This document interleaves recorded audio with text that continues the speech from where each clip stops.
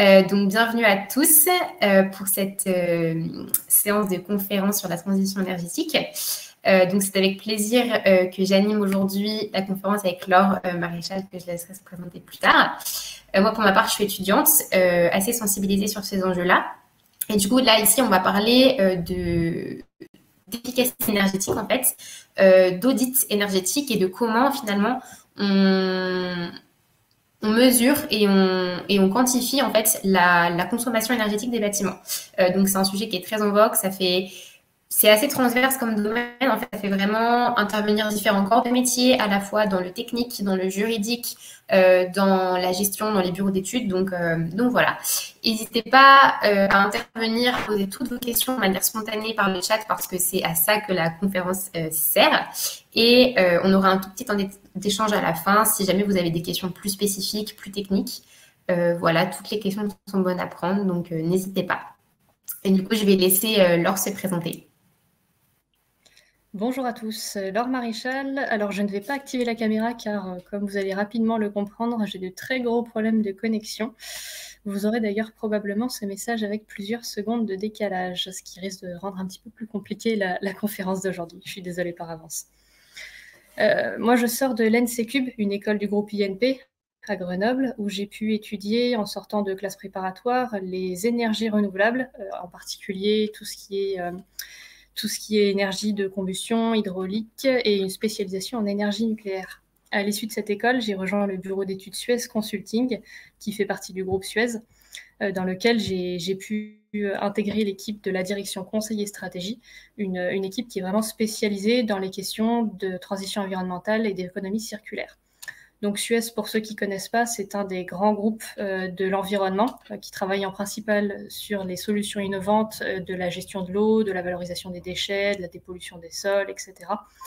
On a aussi pas mal de missions qui sont en lien avec la gestion des ressources et les villes intelligentes. C'est dans ce cadre que Suez Consulting, une des filiales de Suez, intervient notamment sur tout ce qui est transition énergétique et écologique, accompagnement des villes, etc. Est-ce que pour l'instant, vous m'entendez bien? Moi, oui, je t'entends. Ok, parfait. Le décalage est assez faible, c'est super. Par rapport au sujet d'aujourd'hui, désolée, je crois que je t'ai coupé la parole. Non, je disais que j'attends simplement les réponses du chat, mais je pense que tout le monde t'entend. Ok, parfait. Par rapport à la présentation d'aujourd'hui, je vais me consacrer à un projet qu'on mène avec le groupement Engie, qui est titulaire d'un marché avec Angers-Loire Métropole, une collectivité d'agglomération, et avec la ville d'Angers. Donc Suez Consulting est sous-traitant du groupement Engie sur ce marché. Le projet d'Angers-Loire Métropole, c'est un projet assez innovant qui consiste à travailler sur tout un ensemble de points pour transformer le territoire en un territoire intelligent. Il y a beaucoup d'aspects qui sont pris en compte dans cet énorme marché. On va faire des actions en lien avec les économies en eau, les économies en énergie, la réaction des différents services, la vitesse de réaction par rapport à des problèmes qui pourraient être repérés, l'accessibilité aux bâtiments, etc. La partie sur laquelle Suez Consulting intervient, c'est une partie qui est vraiment consacrée à l'intelligence du bâtiment. Et en particulier, on travaille surtout sur la partie maîtrise des consommations d'énergie sur ces bâtiments-là. Au niveau de ce marché, notre principal objectif, c'est de réussir à faire diminuer les factures énergétiques des collectivités sur le long terme, en proposant toute une série d'actions qui pourront être mises en place pour réduire les consommations d'énergie du bâtiment, maîtriser les comportements des utilisateurs et prescrire des travaux qui peuvent être faits à court, moyen et long terme pour pouvoir, encore une fois, avoir une vraie diminution de la dépense énergétique de ces sites. Angers-Loire Métropole et la ville d'Angers, c'est un patrimoine immobilier qui est assez important. Ça va des écoles aux mairies, en passant par les musées, les gymnases, les piscines. Donc, on a vraiment une gamme de bâtiments qui est très importante, avec évidemment pour chacun ses spécificités, les horaires d'ouverture qui vont varier, le nombre de personnes à l'intérieur qui va varier, les usages aussi qui sont très différents. Typiquement, on ne peut pas proposer les mêmes genres d'actions énergétiques sur une école et sur une piscine parce qu'on va avoir beaucoup de systèmes de production d'énergie et beaucoup de consommations qui vont être différentes. Sur certains bâtiments, il va falloir prendre en compte le fait qu'on ait de très grosses périodes sur lesquelles on n'aura personne, les vacances d'été par exemple. Sur d'autres bâtiments, il va falloir intégrer des consommations d'eau chaude sanitaire qui sont plutôt constantes dans le temps. N'hésitez pas à poser des questions dans le chat si jamais vous avez des demandes par rapport à des termes ou des questions qui vous viennent par rapport à tout ça. Bref, la question de la maîtrise des consommations, c'est un sujet qui est vraiment très vaste sur Angers, mais sur beaucoup d'autres collectivités. On est dans des objectifs français de maîtrise des consommations d'énergie qui sont un des 2 axes majeurs de la transition énergétique française. Et sans cette maîtrise des consommations, on ne peut pas espérer viser de vraies réductions non plus des émissions de gaz à effet de serre liées au secteur du bâtiment. Et ce secteur est un des principaux émetteurs avec les transports, avec l'industrie, etc. Les consommations d'énergie au niveau des bâtiments, elles reposent en règle générale sur 3 axes principaux. Le chauffage, avec sa variante l'eau chaude sanitaire, la climatisation, qui n'est pas présente sur l'ensemble des bâtiments, mais qui commence à devenir de plus en plus présente sur certaines typologies, notamment sur les bureaux, et dans certaines zones géographiques, en particulier dans le sud et dans les départements d'outre-mer. Et l'électricité, évidemment. Et cette électricité, elle est elle-même subdivisée entre les besoins qui sont liés à l'éclairage, à la ventilation, au fonctionnement des auxiliaires, et les besoins qui sont liés à tout le reste, les équipements informatiques, l'électroménager, etc.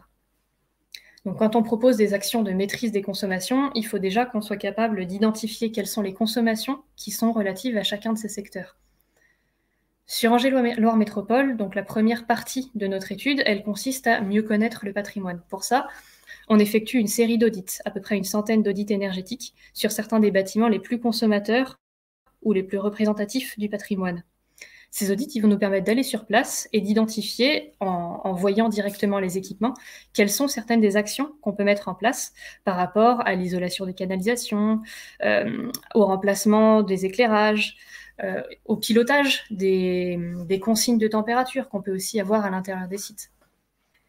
Les audits, c'est la première partie qui va nous permettre de vraiment comprendre de quoi on parle et de pouvoir du coup affiner certaines actions assez classiques pour pouvoir vraiment les adapter au contexte du bâtiment qu'on va visiter. C'est aussi sur la base de cet audit qu'on peut identifier en première approche quel va être l'ordre de grandeur des investissements à faire pour pouvoir mettre en œuvre ces actions et quels vont être les retours qu'on va avoir en termes d'économie d'énergie derrière. Et ça, c'est un point qui est très important pour les collectivités parce que toutes les actions ne se valent pas. En règle générale, une collectivité, elle va chercher à pouvoir mettre en place les actions qui sont les plus efficaces possibles, ce qui est normal. Hein, quand on a un budget limité, on va chercher d'abord à privilégier les actions qui vont permettre le plus d'économie d'énergie, ou le plus d'économie tout court, par rapport aux investissements qui sont à faire. On a d'autres actions aussi qui peuvent intervenir à l'occasion de certains travaux qui sont prévus de longue date, ou en anticipation de certaines choses qu'on sait qui vont se mettre en place. Par exemple, si jamais on prend un bâtiment sur lequel on a une consommation d'énergie qui est très importante et également de gros problèmes de confort des utilisateurs, même si les investissements sont plus massifs que sur un autre bâtiment où il serait plus favorable en termes de retour sur le temps d'investissement, il y a quelque chose à faire parce qu'on a plusieurs sujets à traiter. On a cette histoire de confort des utilisateurs qui vient. Et je vois qu'on a une question, donc je vais te laisser la parole, oui. Laura. Oui, alors pour reformuler pour tout le monde, il y a quelqu'un qui demande si pour vos, je pense, dans le cadre de vos audits énergétiques ou de vos prévisions, vous vous basez plus sur les bâtiments les plus consommateurs, entre guillemets, en temps réel, ou les plus susceptibles à l'étude de consommer pendant une certaine durée. C'est-à-dire, si je reformule, tu veux dire en termes de patrimoine, quelle va être la durée de vie du bâtiment ? Ou en termes d'évolution des consommations, si on prend en compte plusieurs années de conso pour être sûr de ne pas écarter des bâtiments qui seraient très consommateurs sinon? Ouais, je pense que c'est plutôt la deuxième solution. Si la personne qui a posé la question peut préciser. Je pense que c'est plus sur la prévision. Un peu des deux, en fait.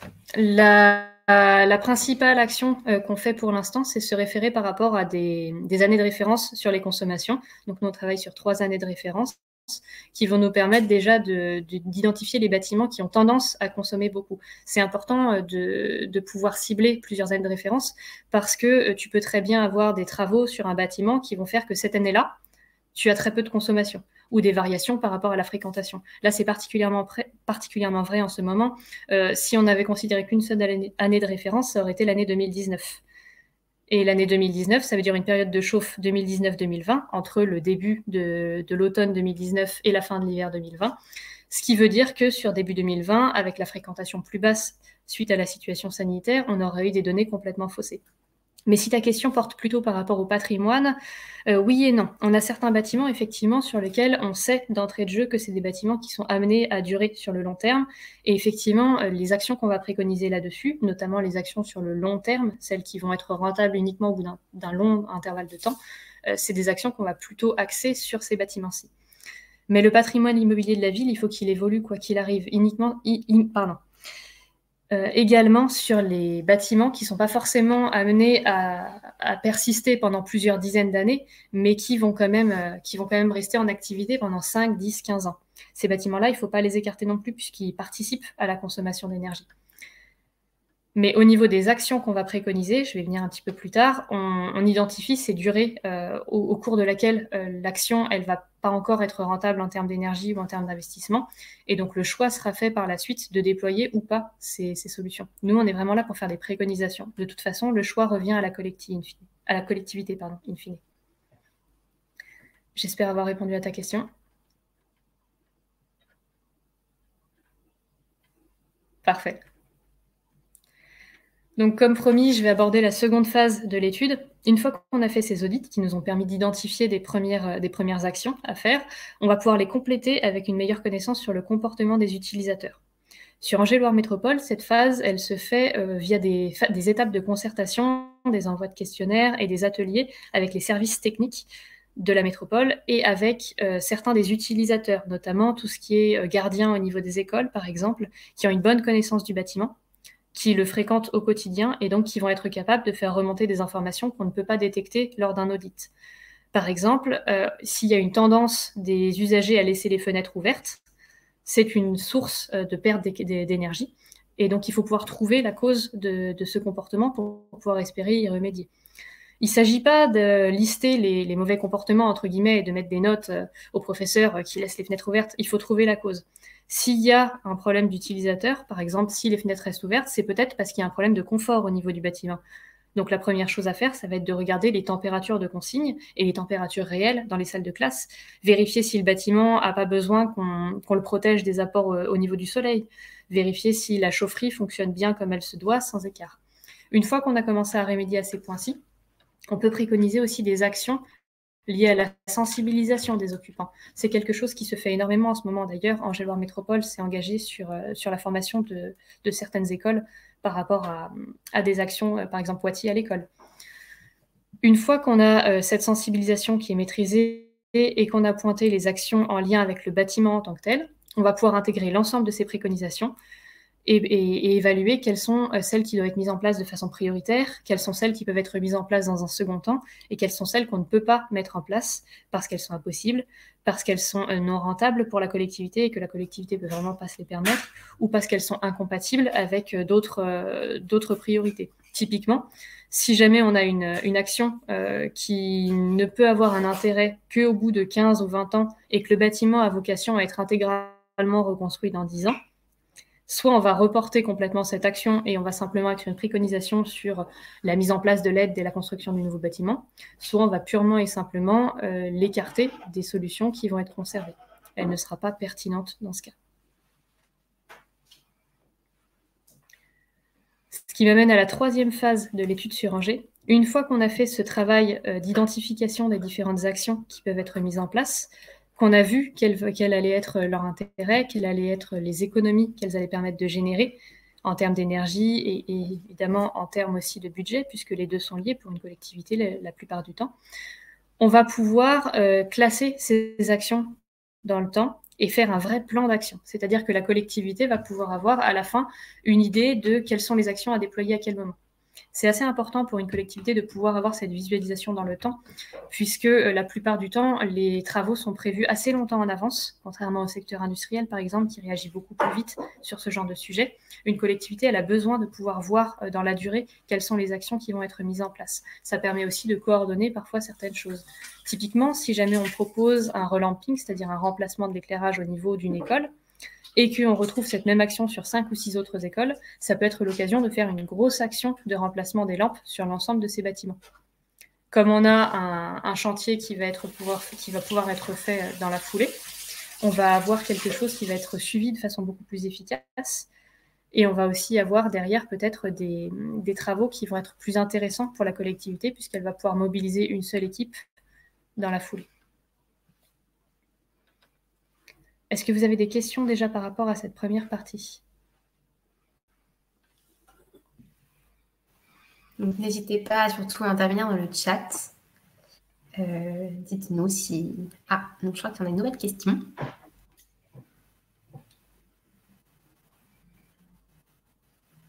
Alors, c'est une question qui concerne plus, on va dire, la sensibilisation. Je pense peut-être aussi le contact citoyen, plus le côté grand public et la formation. Comment est-ce que, je pense, au sein de votre bureau d'études, vous travaillez, vous intégrez les enjeux de sensibilisation et de formation sur la réduction de consommation générale et surtout la consommation d'énergie? Tout dépend des projets. On a certains projets sur lesquels, effectivement, la dimension de sensibilisation et de formation, elle est très importante. En particulier, c'est tous les projets sur lesquels on travaille très en amont par rapport à la réalisation des actions qu'on va préconiser. Ça peut être des projets comme les PCAET, les plans climat, air, énergie, qui sont réalisés à l'échelle des communautés d'agglomération et des territoires. Ça peut être des schémas directeurs énergie qui sont aussi faits à cette dimension territoriale et qui permettent de planifier dans le temps la maîtrise des consommations d'énergie et le déploiement des énergies renouvelables. Et ça peut être aussi des accompagnements par rapport à des missions beaucoup plus ciblées, des études sur la faisabilité des énergies renouvelables, des études de préfaisabilité sur le déploiement d'un système comme une chaufferie biomasse ou de la méthanisation. Dans le cadre du territoire d'Angers, la partie sensibilisation-formation, elle est déjà très en maîtrise par la collectivité. Donc on a assez peu d'interventions à faire de ce côté-là sur la partie efficacité énergétique. On a quelques actions qui sont mises en place de façon plus ponctuelle, notamment on déploie une solution, enfin Engie déploie une solution d'accompagnement sur les comportements au quotidien dans certains bâtiments, avec une application qui permet de sensibiliser et de suivre les actes qui peuvent être faits pour maîtriser les consommations d'énergie. Mais sur Angers, cette mission-là, elle est principalement en maîtrise de la collectivité qui est déjà engagée sur pas mal de sujets. Sur d'autres projets, on est beaucoup plus actif. Typiquement, si jamais on a un projet qui va proposer la mise en place d'une énergie renouvelable parmi celles qui sont les plus sensibles, on va dire, sur un point de vue sociétal, on va être obligé d'anticiper au maximum la sensibilisation des gens parce qu'il y a beaucoup d'a priori, beaucoup d'idées reçues sur ce genre de technologie.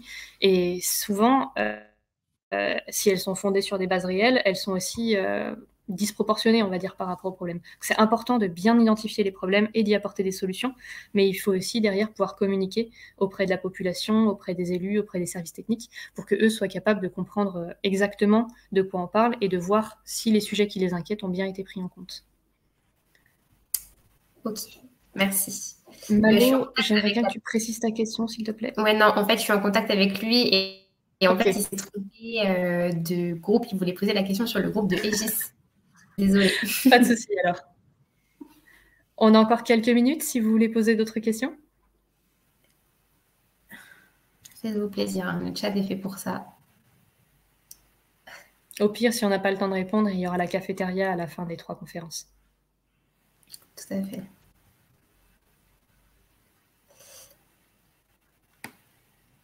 Bon, eh bien, si personne n'a de questions, moi, je vais vous en poser une.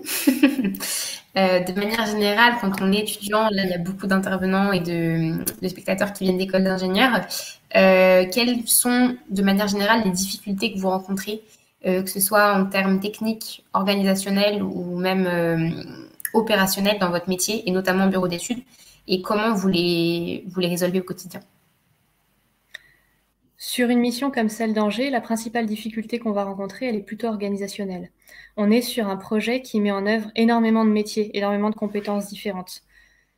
C'est assez important d'être capable de communiquer avec les différentes personnes, de pouvoir intégrer les retours des uns et des autres, parce que les préconisations qu'on va faire au niveau de l'efficacité énergétique notamment, elles vont avoir des impacts sur les services de la ville d'une part, sur les équipes qui vont intervenir pour mettre en œuvre le matériel qu'on préconise de poser d'autre part, et sur le fonctionnement global de tous ces systèmes.